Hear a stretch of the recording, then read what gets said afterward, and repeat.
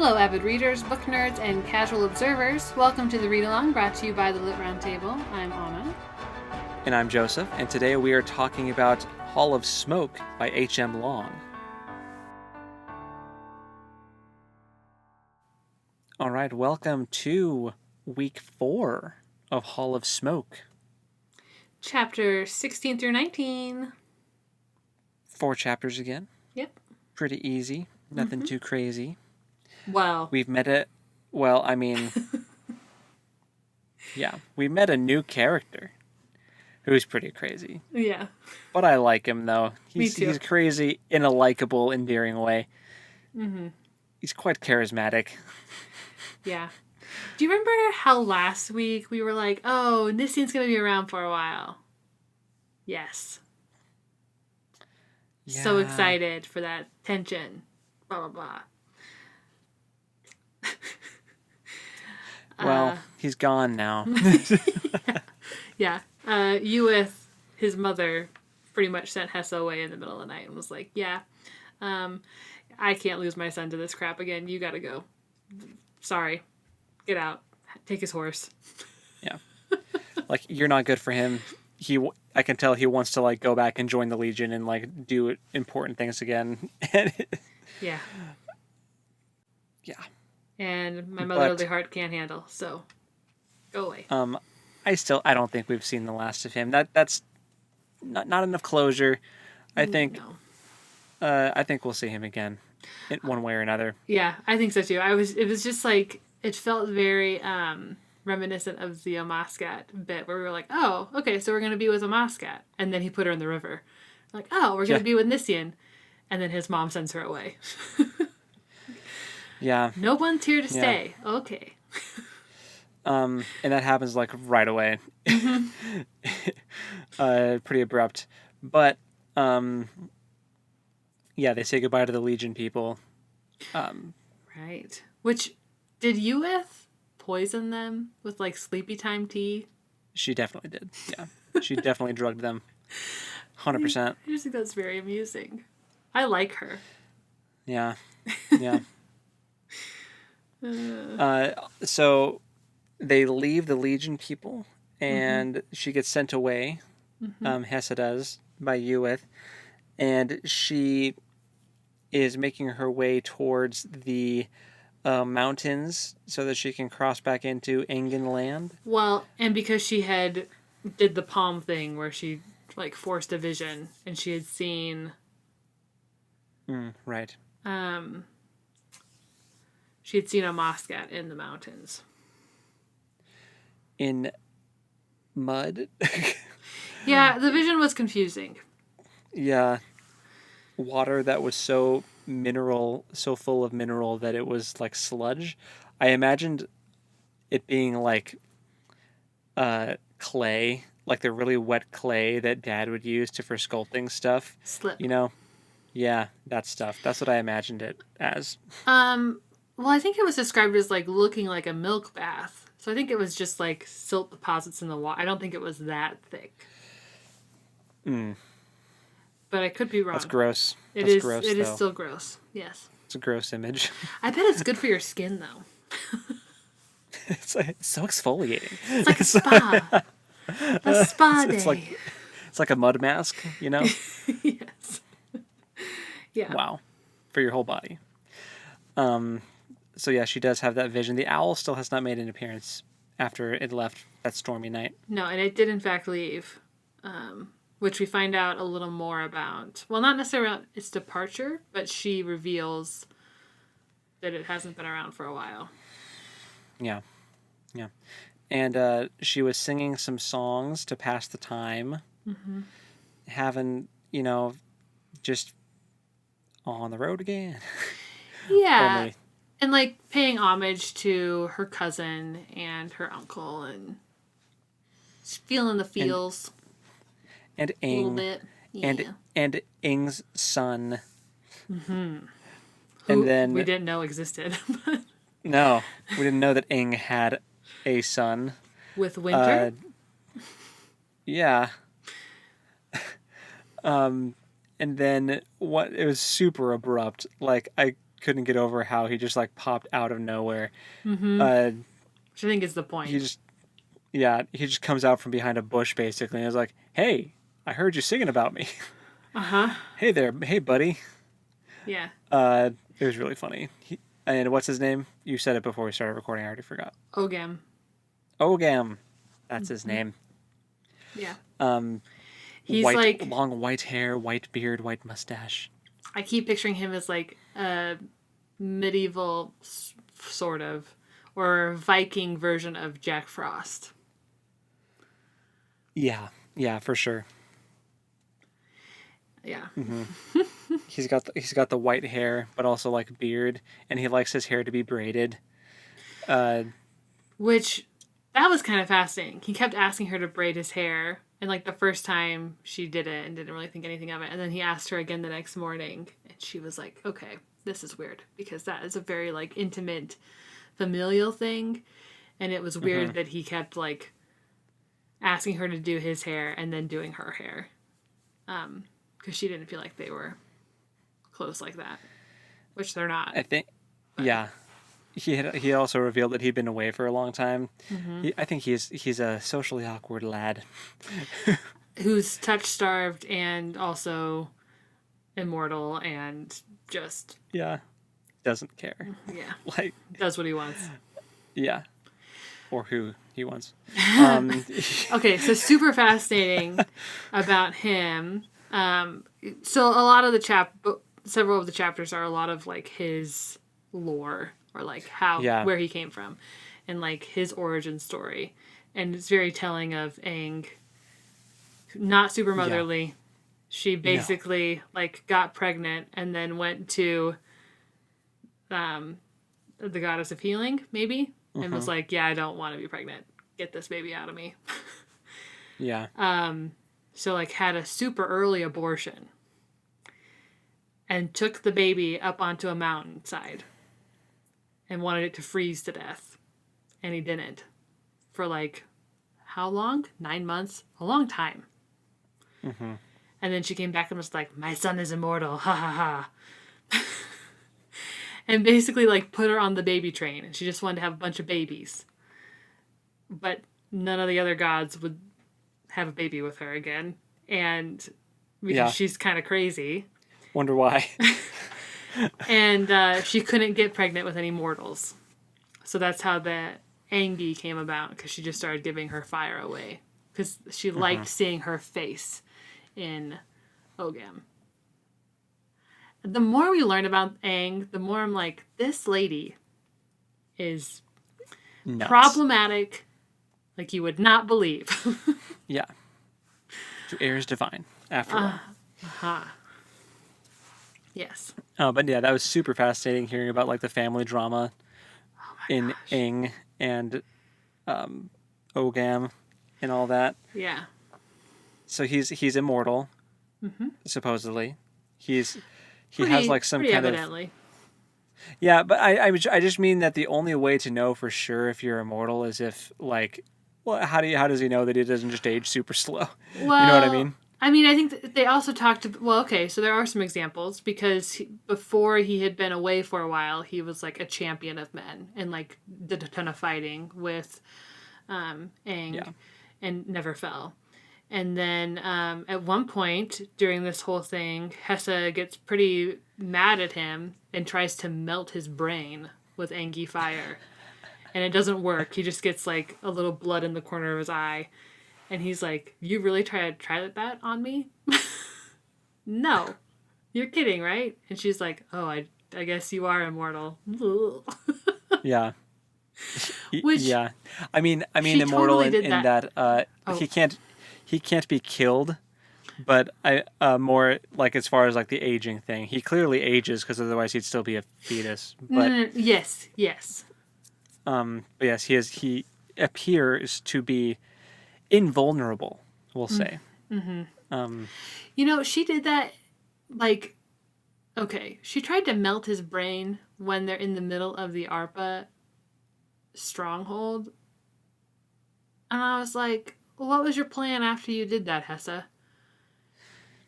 Yeah, she's not the most strategically minded. No, like he's the reason you're here and not dead yet. So, yeah. I think that she relies really heavily on like snap decision, uh, and just like Yeah, what's I'm trying to.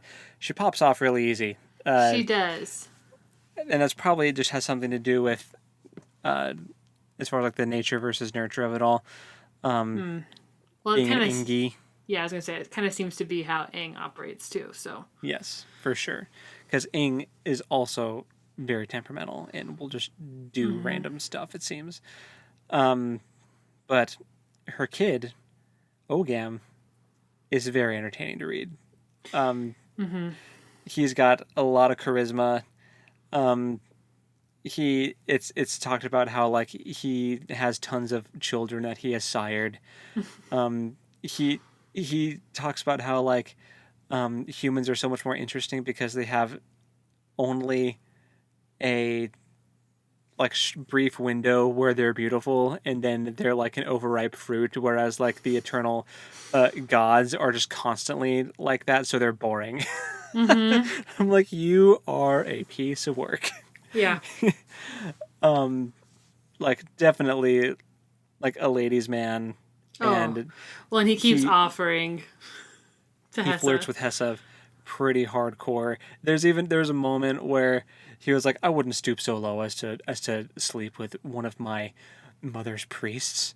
Then again, unless she didn't know about it, and then he like looks at her and she's like, no. Yeah.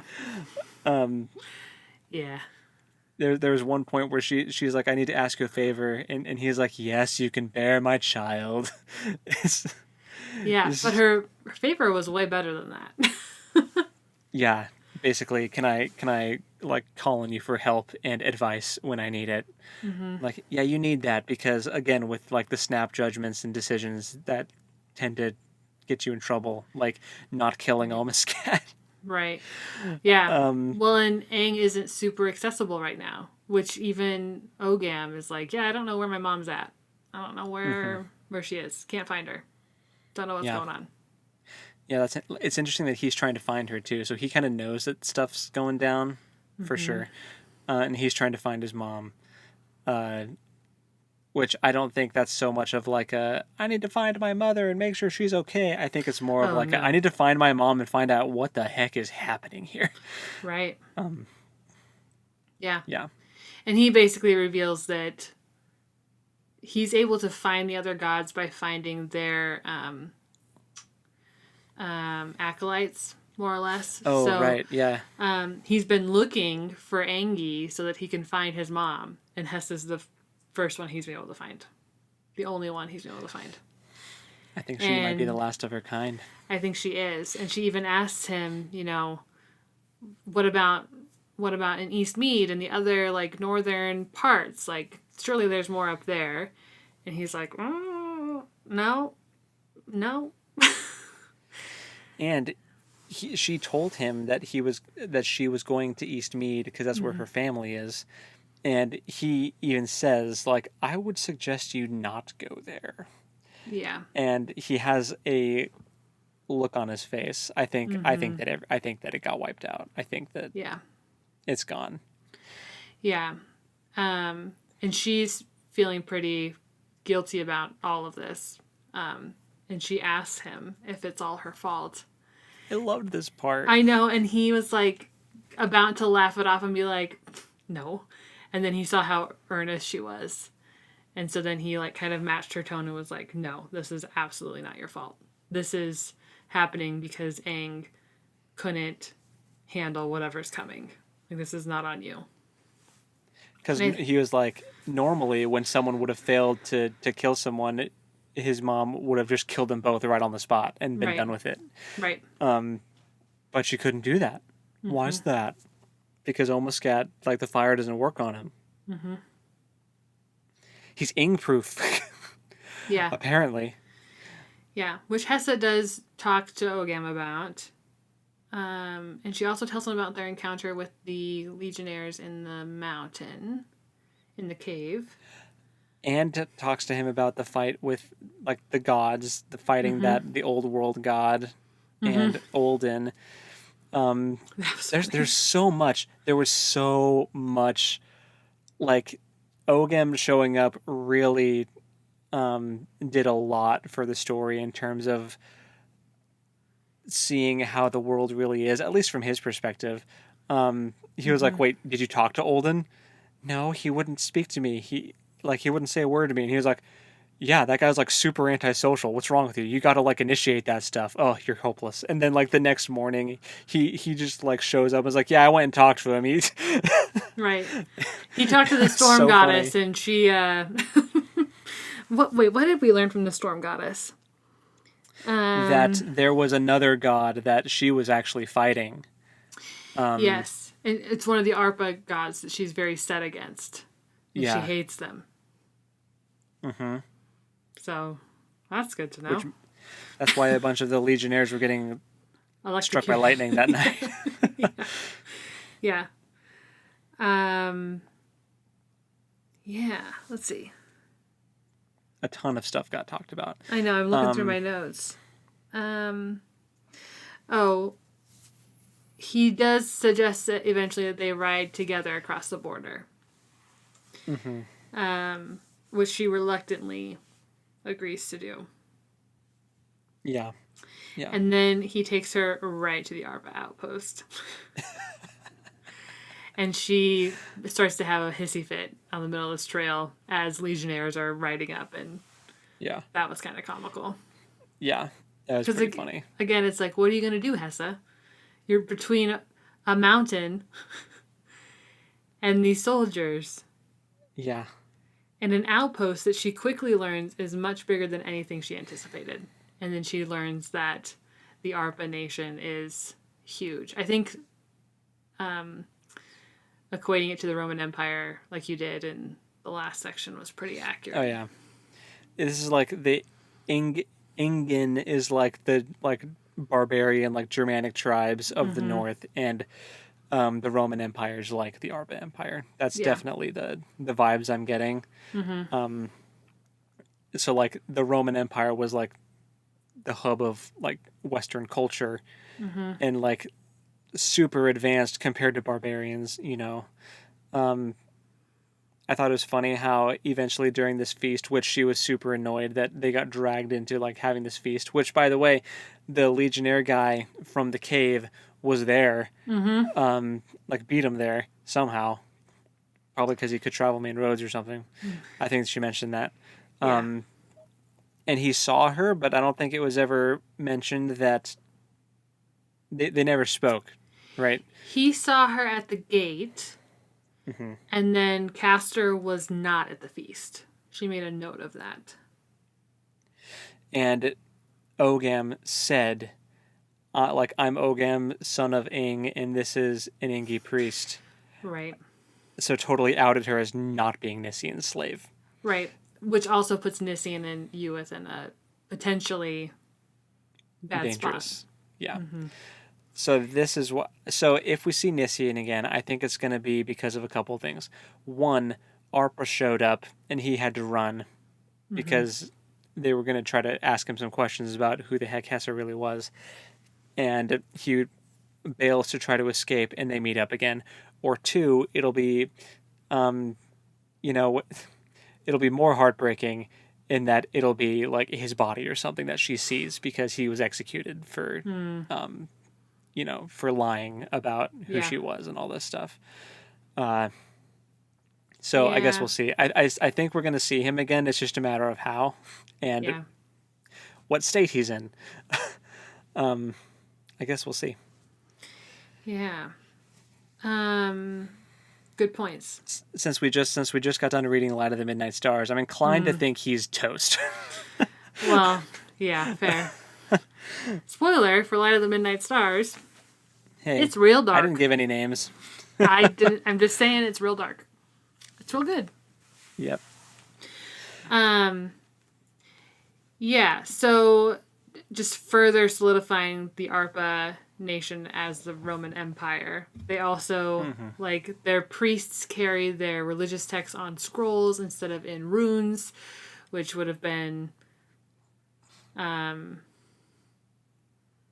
accurate to the time. Yeah. Ogam trying to describe to Hessa what paper was pretty entertaining. Yes.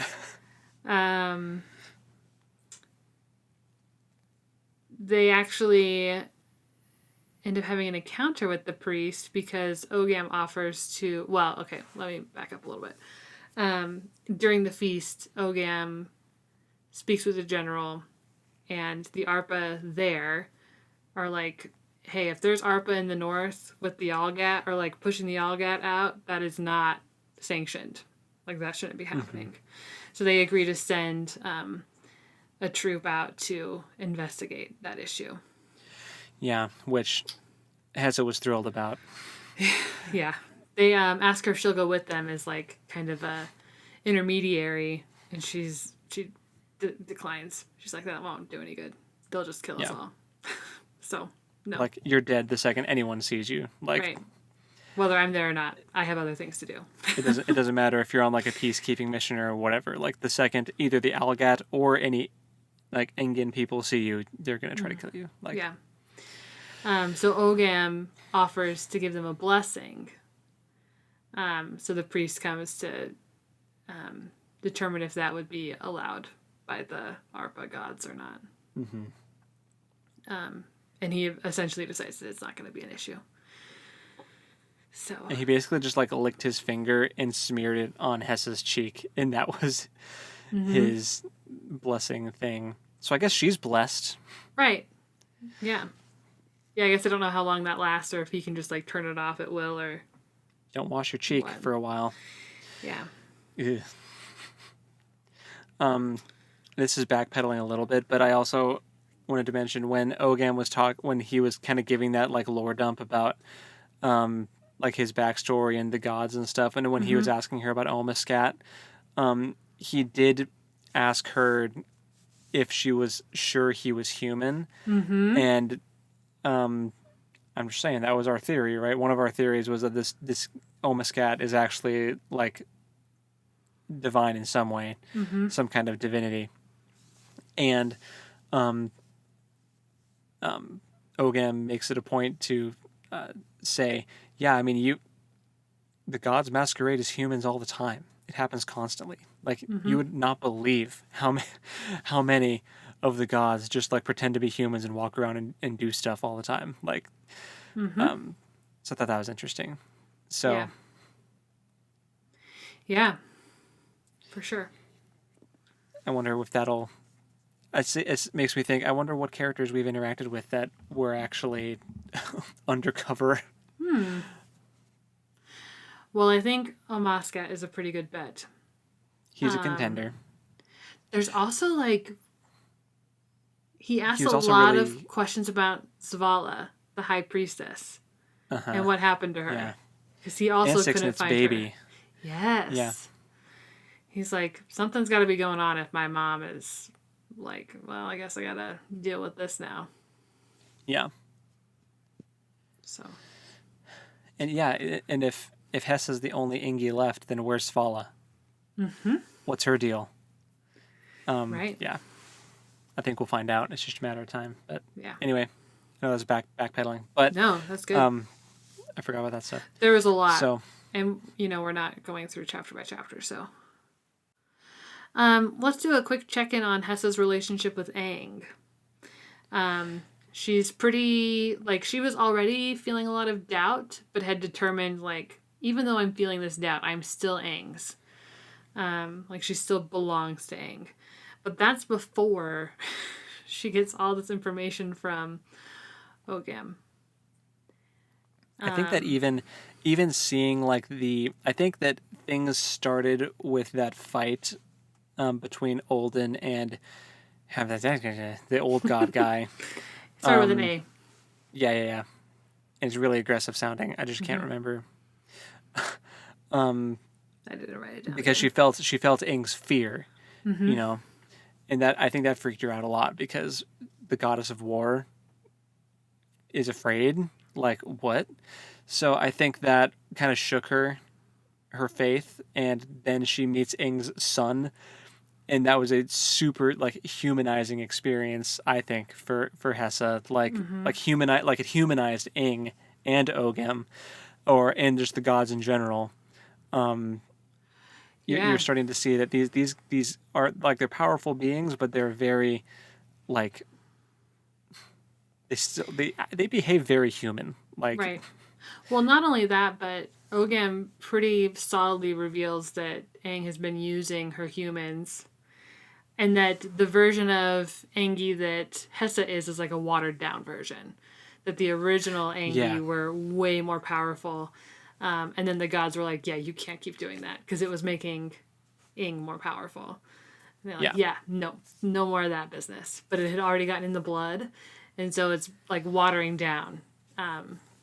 So It Aang's gets power weaker and is weaker.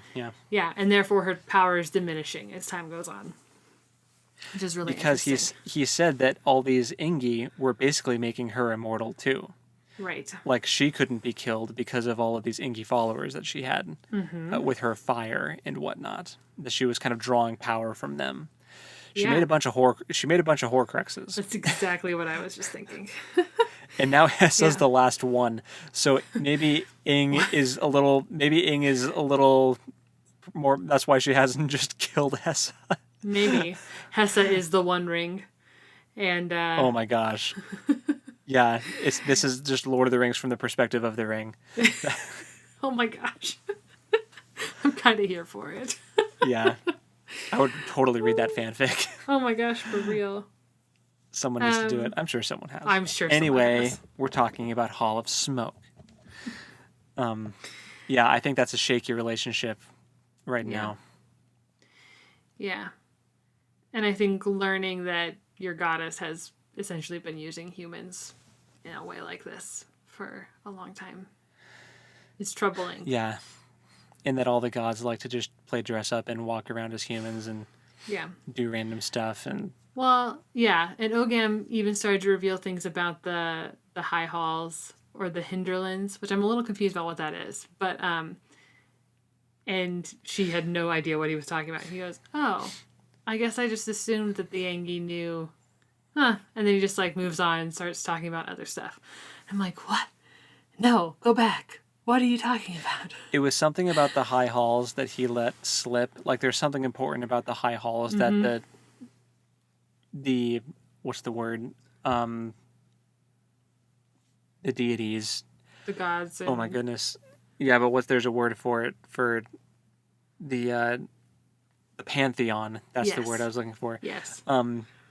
The high halls are important for this pantheon to exist. So I think there's probably I bet the old gods like resurrect and try to like destroy the high halls to get rid of the new gods. That's Yeah. what I would predict is like the end game here. The old gods want to come back and the new gods want to cling to power. And they're losing right now. So Yeah. Yeah. They are. Yeah. I was not expecting this book to take that type of angle. I wasn't expecting there to be like so much divine warfare like between gods and stuff. It's pretty epic. Yeah. I'm here for it though. Yeah. It's been very entertaining. Same. It's been really good. I had a hard time not reading the next chapter, but I did not.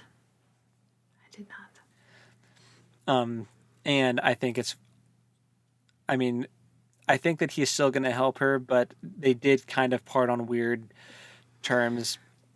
He was the one throwing a hissy fit because she like called him out in front of all the ARPA people and contradicted him and also tried to melt his brain. Again, what she needs to work on her game plan a little bit. She needs to learn when to not speak and let the adults handle things. Like, Right.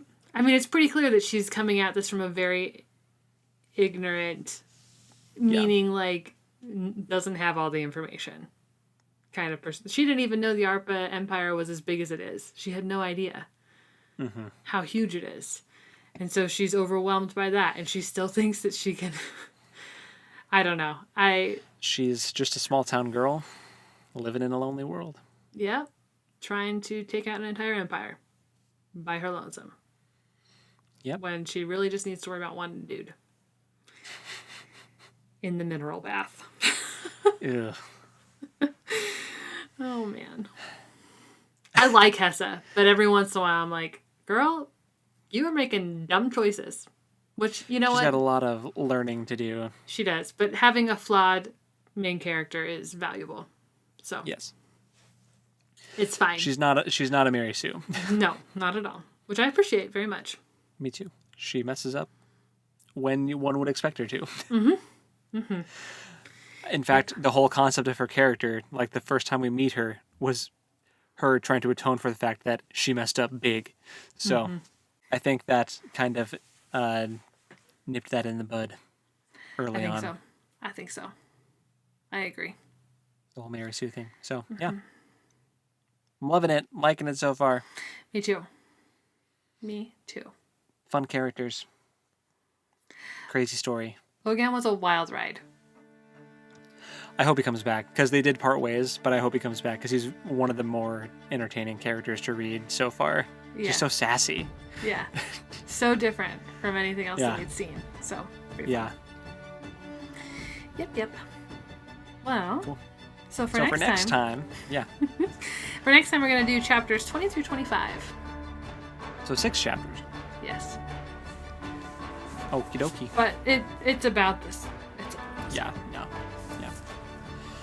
20 through 25. See what revelations await us in the coming chapters. Woohoo. Only time will tell. Alrighty. Well, I guess until next time, happy reading. And we'll talk at you next time. Later. Bye.